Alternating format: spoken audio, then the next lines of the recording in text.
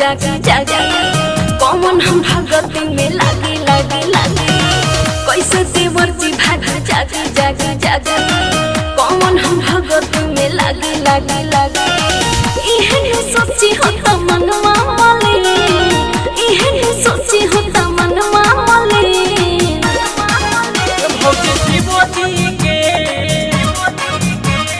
शिवजी के भक्ति में हो जा तूने एक ही पल पे बदल जाए दे।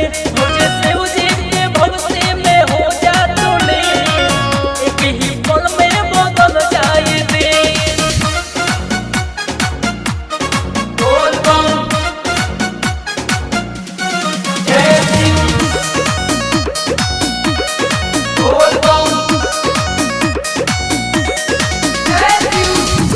मुसीबत में सुना इते मरा कैसे जाई बाबा धाम भोला के भक्ति में शक्ति पाए तना कौन जाइबे जोरल काम हो।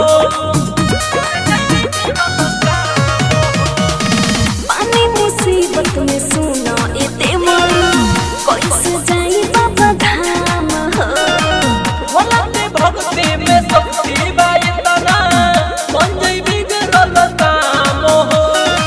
खाली बात हम पैसा कबे खाली बात हम पैसा कबे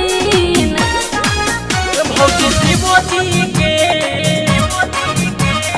शिवजी के भक्ति में हो जा तूने एक ही पल पे बदल जाए दे। भौजी शिवजी के भक्ति में हो जा तूने एक ही पल में बदल जाए दे।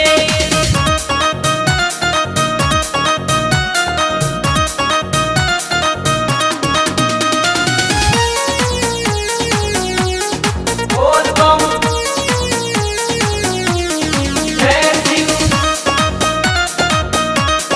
बोल बम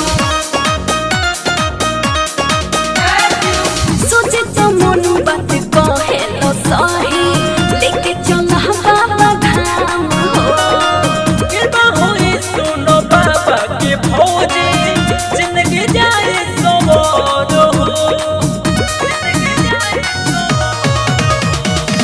आशिक अभिनंदन बात कहे लो सही लेके चला बाबा